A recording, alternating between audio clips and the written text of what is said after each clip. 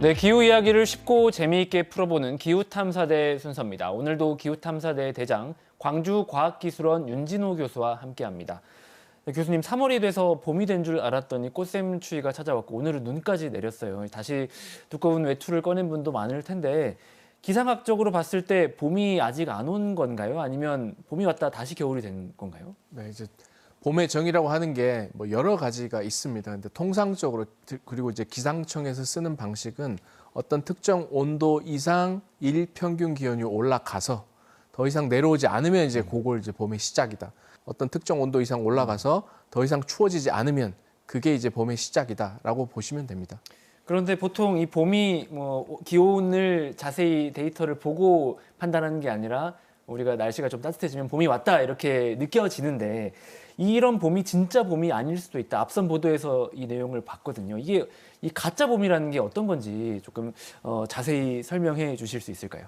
네, 그러니까 진짜 봄의 반대 개념으로 이제 가짜 봄이라는 용어가 이제 사용되고 있고 저희도 실제로 그런 것들을 정의를 하고 계산을 하고 그렇습니다. 이제 가짜 봄이라는 건 앞서 말씀드린 그런 기준들로 봄의 시작을 저희들이 이제 정합니다. 이제 3월 며칠이다. 그럼 그때부터 그 이후로는 이제 계속 날씨가 따뜻해져야 되는데 오늘 겪으신 것처럼 가끔 이렇게 꽃샘추위가 좀 심하게 오면 일최저 기온, 그러니까 이제 밤중에 새벽 중에 0도씨 이하로 떨어질 때가 있습니다. 그렇게 되면 이제 냉해 피해를 입을 수가 있거든요. 이제 그런 것 때문에 가짜 봄이라는 걸 정의를 하고 또 그것들이 얼마만큼 발생하는지를 저희들이 쭉 추적을 해봤던 겁니다.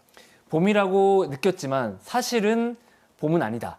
그래서 진짜 봄이 아니라 가짜 봄이다. 이런 개념으로 이해가 되는데 이게 사람들은 뭐 이제 옷도 챙기고 해서 대응할 수 있겠지만 식물, 작물들은 대응이 안 되고 좀 피해가 있을 것 같습니다. 어떻습니까? 네, 그렇습니다. 이제 가짜 봄은 방금 말씀해 주신 것처럼 인간들에게는 이제 좀 불편한 정도겠지만 식물들에게는 조금 더 큰 피해가 입는 것으로 그 세계 여러 곳에서 보고가 되고 있습니다. 네.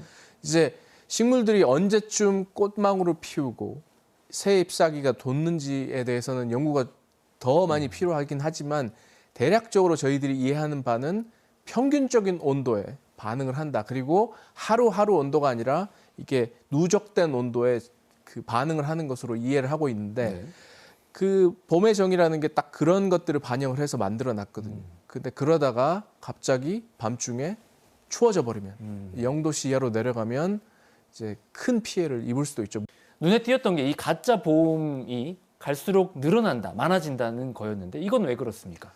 조금 역설적입니다. 지구가 그 더워진다고 제가 몇 번 말씀을 드렸고 많은 분들이 그렇게 알고 계신데 왜 이런 가짜 봄이 어떻게 보면 추워서 생기는 이벤트인데 이게 더 많아지냐 이렇게 생각을 하실 수도 있겠지만 이제 봄, 그러니까 3월, 4월의 평균 온도는 굉장히 빠르게 증가하고 있습니다. 그거에 반해서 그 한파가 올 확률, 그러니까 겨울에 가끔씩 추워질 확률 또한은 크게 바뀌지 않았거든요. 네. 그 말은 봄의 시작일은 점점 더 앞당겨지고 있고 하지만 한파가 그러니까 그 서리가 발생할 수 있는 조건은 조금 줄어들긴 했지만 여전하기 때문에 이제 우리가 말하는 통상적으로 말하는 이 가짜 봄이라는 이벤트가 과거에 계속 증가해 왔다. 그리고 그게 중심지가 광주 전남 지역이다라고 분석이 됐습니다. 알겠습니다. 흔히 봄철 불청객이라고 하면 뭐 미세먼지 같은 걸 생각했는데 이제는 가짜 봄이라는 것도 좀 신경을 써야 되겠네요. 이 이야기가 나온 김에 미세먼지에 대해서도 좀 들여다 보겠습니다. 지난해에는 미세먼지로 인해서 프로야구 경기가 취소될 정도의 어떤 날이 있었는데 올해는 이 미세먼지 전망이 어떤지도 궁금하거든요. 네, 환경과학원에서 이제 공식적인 미세먼지 전망을 발표를 했습니다. 그 발표를 보면 이제 초미세먼지 기준으로 작년에 비해서는 좀 더 나쁠 것으로 보고 있고요. 네. 하지만 평년에 비해서는 좀 낮을 것으로 그렇게 전망을 하고 있습니다. 이제 저희들이 미세먼지를 이렇게 전망하고 있는 건 이 자료 자체가 길지가 않기 때문에 두 가지 조건을 써서 그러니까 작년에 비해서 높았는지 낮았는지 혹은 비슷할지 그리고 평년에 비해서는 이게 어떻게 될지 이 두 가지 조건으로 전망을 내고 있습니다. 전망대로 사실 미세먼지가 수년 전에는 굉장히 공포스럽게 다가왔고 전국적으로 비상이 걸리기도 했는데 그게 좀 줄어든 느낌도 있습니다. 실제로 그렇습니까? 줄어들었습니까? 네, 실제 저희들이 자료를 보면 일단 미세먼지, 초미세먼지는 점점 줄어드는 경향이 확실하고요. 이제 정확한 원인은 계속 좀 연구가 진행이 돼야 될 부분이긴 한데 저희들이 이해하고 있는 바로는 일단 그 대한민국에서도 그 미세먼지 저감 정책을 굉장히 강력하게 펴왔고 네. 또 주변 국가에서도 중국을 포함한 주변 국가에서도 역시 비슷한 정책을 펴고 있기 때문에 미세먼지가 점점 감소하고 있는 게 아닌가 그렇게 보고 있습니다. 미세먼지가 노력을 하니까 대기 오염을 줄이기 위해서 노력하니까 효과가 있다 이렇게도 이해가 돼서 어떻게 보면 희망적으로 느껴지기도 하는데 이제 앞서 말씀하신 내용을 보면 미세먼지도 앞으로 어떨지 장기 전망이 가능하다는 것도 신기하게 다가왔어요. 어떻게 가능합니까? 네, 이제 그 환경과학원에서 이제 주도를 하시고 저랑 그다음에 몇 분 연구진에서 같이 이제 협력해서 만든 그 예보 기법들이고요. 직접 연구를 하셨군요. 네, 저도 참여를 했습니다.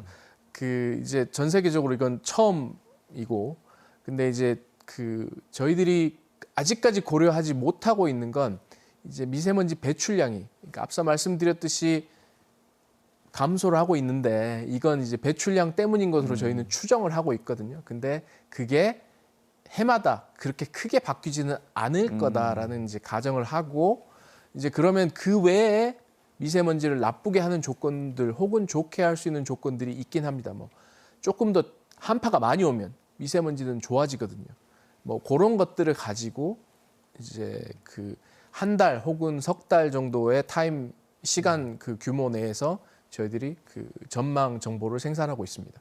여튼 기상학적인 데이터를 가지고 미세먼지도 예보할 수 있다라는 게 굉장히 좀 신기하게 다가오는 것 같습니다. 오늘의 기후탐사는 여기까지 하고요. 지금까지 광주과학기술원 윤진호 교수와 함께했습니다. 교수님 오늘 말씀 고맙습니다. 감사합니다.